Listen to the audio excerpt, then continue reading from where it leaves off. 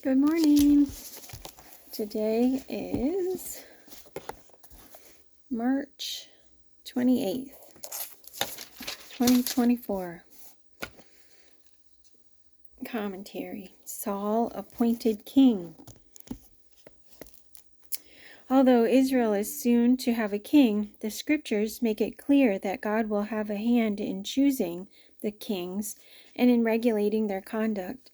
Unlike other kings, Israel's kings will not rule by their own power. The first king, like so many of the leaders of God's people, would seem to be a rather unlikely choice due to serious flaws in his character. In fact, he is of the tribe of Benjamin, which not many years earlier had engaged in spiritual rebellion. Nevertheless, God uses Saul to bring about his will in the unification of the kingdom. Samuel here records the details of the first selection process and tells about the role that he himself plays. 1 Samuel 8, verse 1. When Samuel grew old, he appointed his sons as judges for Israel.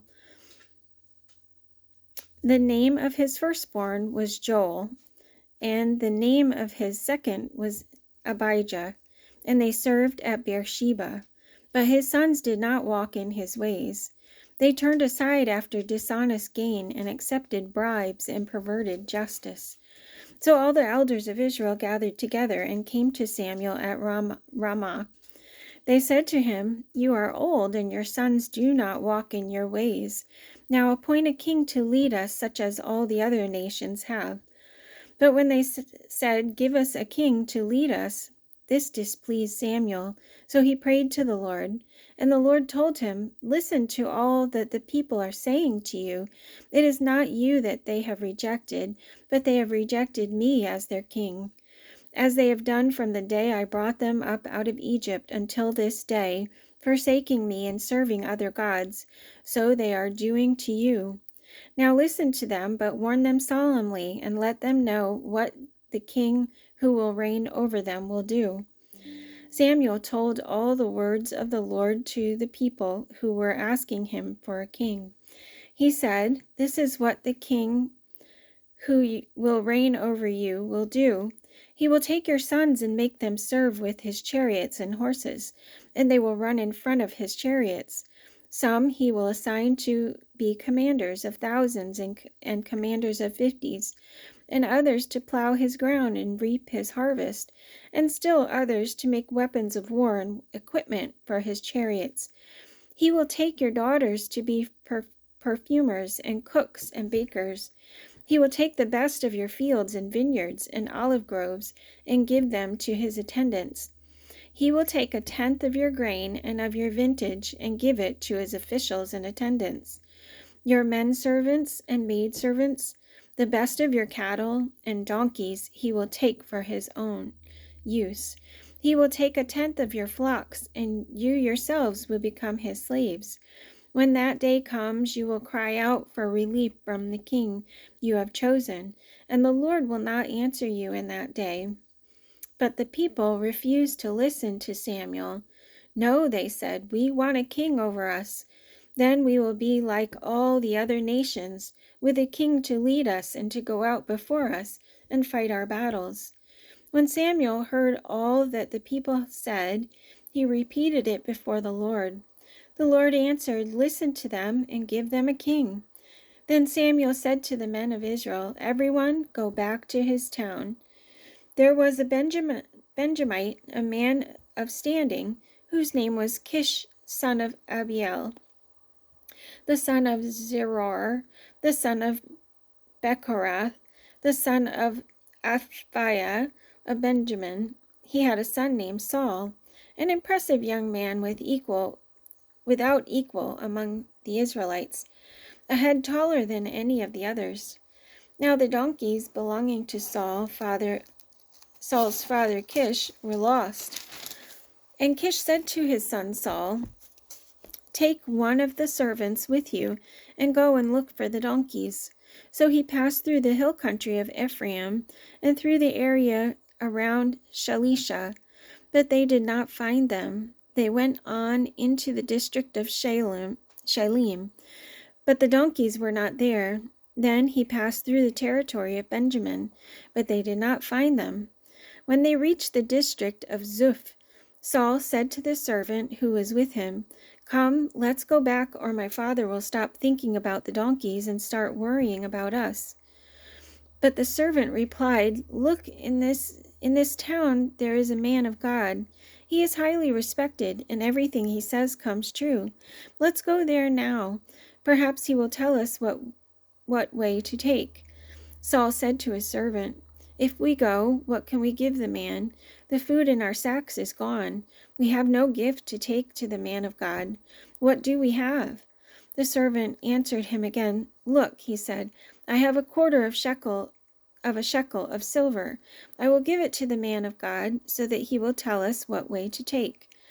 Formerly in Israel, if a man went to inquire of God, he would say, "Come, let us go to the seer," because the prophet of today used to be called a seer.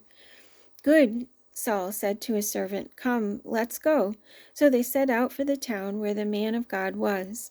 As they were going up the hill to the town, they met some girls coming out to draw water, and they asked them, "Is the seer here?"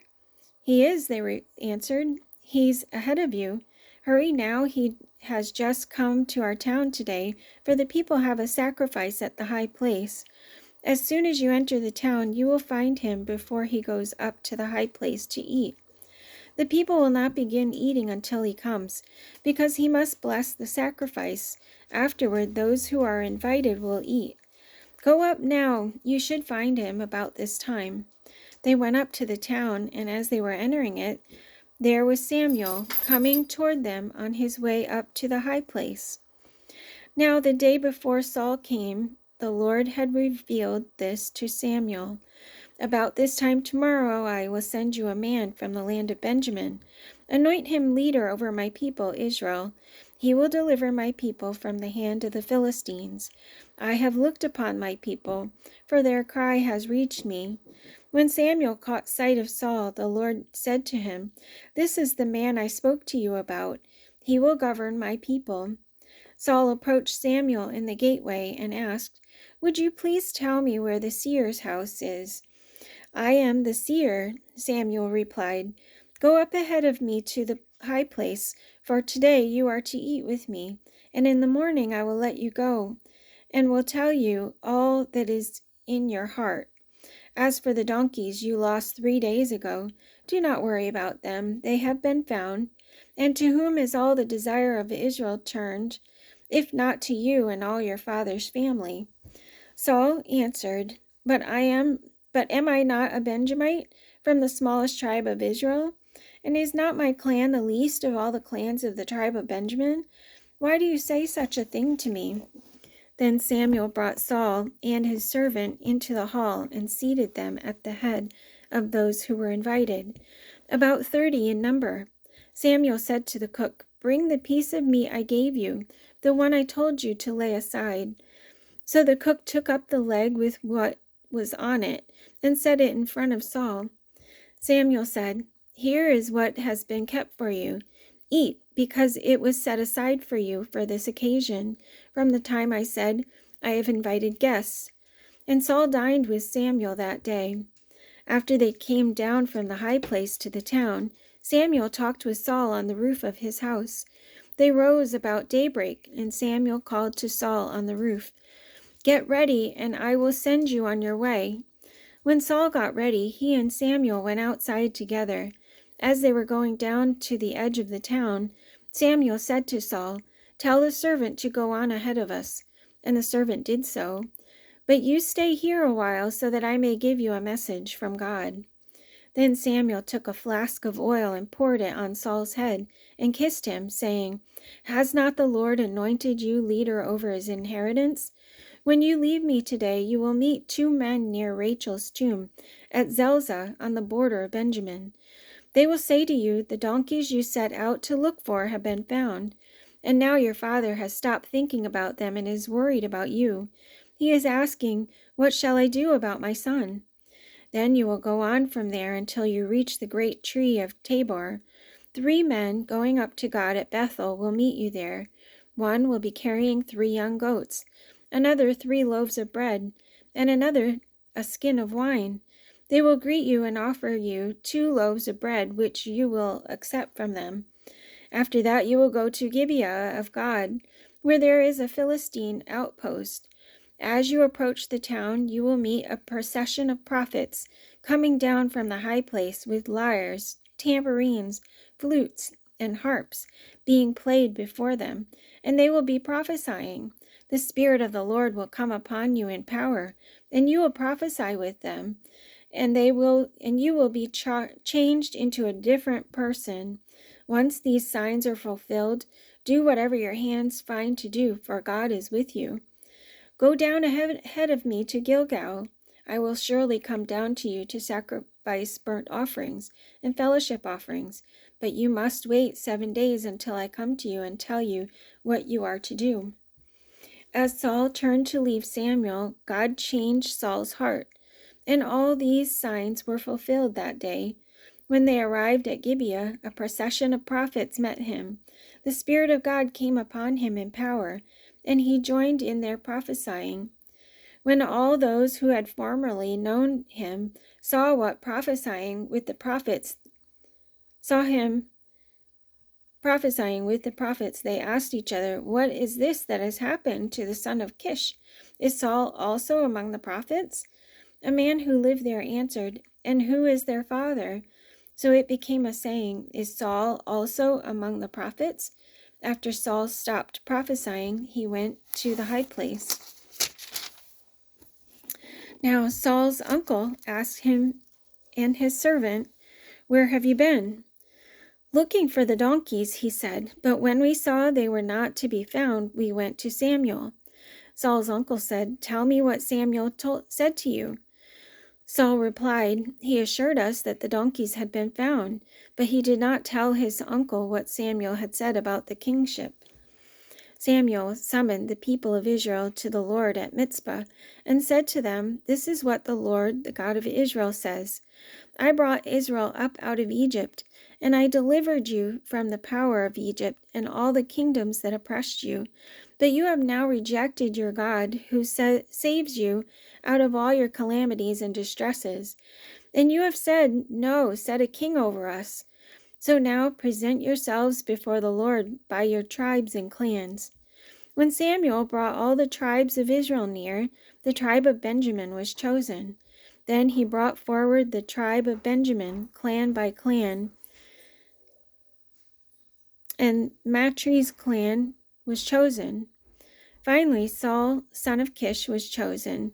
But when they looked for him, he was not to be found. So they inquired further of the Lord, "Has the man come here yet?" And the Lord said, "Yes, he has hidden himself among the baggage." They ran and brought him out, and as he stood among the people, he was a head taller than any of the others. Samuel said to all the people, "Do you see the man the Lord has chosen? There is no one like him among all the people." Then the people shouted, "Long live the king!" Samuel explained to the people the regulations of the kingship. He wrote them down on a scroll and deposited it before the Lord. Then Samuel dismissed the people, each to his own home. Saul also went to his home in Gibeah, accompanied by valiant men whose hearts God had touched. But some troublemakers said, "How can this fellow save us?" They despised him and brought him no gifts, but Saul kept silent. Nahash the Ammonite went up and besieged Jabesh Gilead.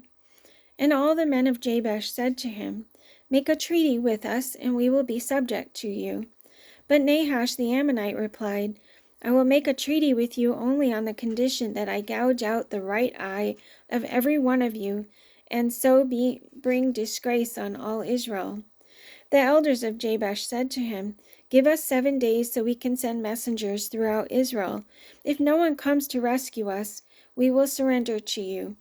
When the messengers came to Gibeah of Saul and reported these terms to the people, they all wept aloud. Just then Saul was returning from the fields, behind his oxen, and he asked, "What is wrong with the people? Why are they weeping?" Then they repeated to him what the men of Jabesh had said. When Saul heard their words, the Spirit of God came upon him in power, and he burned with anger. He took a pair of oxen, cut them into pieces, and sent the pieces by messengers throughout Israel, proclaiming, "This is what will be done to the oxen of anyone who does not follow Saul and Samuel." Then the terror of the Lord fell on the people, and they turned out as one man. When Saul mustered them at Bezek, the men of Israel numbered 300,000, and the men of Judah 30,000. They told the messengers who had come, "Say to the men of Jabesh Gilead, by the time the sun is hot tomorrow, you will be delivered." When the messengers went and reported this to the men of Jabesh, they were elated. They said to the Ammonites, "Tomorrow we will surrender to you, and you can do to us whatever seems good to you." The next day Saul separated his men into 3 divisions. During the last watch of the night, they broke into the camp of the Ammonites and slaughtered them until the heat of the day. Those who survived were scattered, so that no 2 of them were left together. The people then said to Samuel, "Who was it that asked, 'Shall Saul reign over us?' Bring these men to us, and we will put them to death." But Saul said, "No one shall be put to death today, for this day the Lord has rescued Israel." Then Samuel said to his people, "Come, let us go to Gilgal, and there reaffirm the kingship." So all the people went to Gilgal and confirmed Saul as king in the presence of the Lord. There they sacrificed fellowship offerings before the Lord, and Saul and all the Israelites held a great celebration. Samuel said to all Israel, "I have listened to everything you said to me, and have set a king over you. Now you have a king as your leader. As for me, I am old and gray, and my sons are here with you. I have been your leader from my youth until this day. Here I stand. Testify against me in the presence of the Lord and his anointed. Whose ox have I taken? Whose donkey have I taken? Whom have I cheated? Whom have I oppressed? From whose hand have I accepted a bribe to make me shut my eyes? If I have done any of these things, I will make it right." "You have not cheated or oppressed us," they replied. "You have not taken anything from anyone's hand." Samuel said to them, "The Lord is witness against you, and also his anointed is witness this day, that you have not found anything in my hand." "He is witness," they said. Then Samuel said to the people, "It is the Lord who appointed Moses and Aaron and brought your forefathers up out of Egypt. Now then, stand here, because I am going to confront you with evidence before the Lord as to all the righteous acts performed by the Lord for you and your fathers.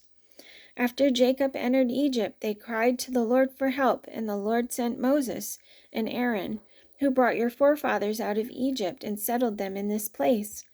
But they forgot the Lord their God, so they sold them into the hand of Sisera, the commander of the army of Hazor, and into the hands of the Philistines and the king of Moab, who fought against them. They cried out to the Lord and said, 'We have sinned. We have forsaken the Lord and served Baals and the Ashtoreths. But now deliver us from the hands of our enemies, and we will serve you.' Then the Lord sent Jerubbaal, Barak, Jephthah, and Samuel, and he delivered you from the hands of your enemies on every side, so that you lived securely. But when you saw that Nahash, king of the Ammonites, was moving against you, you said to me, 'No, we want a king to rule over us,' even though the Lord your God was your king. Now here is the king you have chosen, the one you asked for. See, the Lord has set a king over you.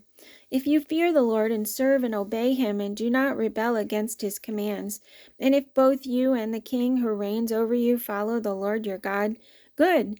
But if you do not obey the Lord, and if you rebel against his commands, his hand will be against you, as it was against your fathers. Now then, stand still and see this great thing the Lord is about to do before your eyes. Is it not wheat harvest now? I will call upon the Lord to send thunder and rain, and you will realize what an evil thing you did in the eyes of the Lord when you asked for a king." Then Samuel called upon the Lord, and that same day the Lord sent thunder and rain. So all the people stood in awe of the Lord and of Samuel. The people all said to Samuel, "Pray to the Lord your God for your servants, so that we will not die. For we have added to all our other sins the evil of asking for a king." "Do not be afraid," Samuel replied. "You have done all this evil, yet do not turn away from the Lord, but serve the Lord with all your heart. Do not turn away after useless idols. They can do you no good, nor can they rescue you, because they are useless. For the sake of his great name, the Lord will not reject his people, because the Lord was pleased to make you his own. As for me, far be it from me that I should sin against the Lord by failing to pray for you, and I will teach you the way that is good and right. But be sure to fear the Lord and serve him faithfully with all your heart. Consider what great things he has done for you. Yet if you persist in doing evil, both you and your king will be swept away." Wow. All right. No king but Jesus. All right, that's it for today. See you tomorrow.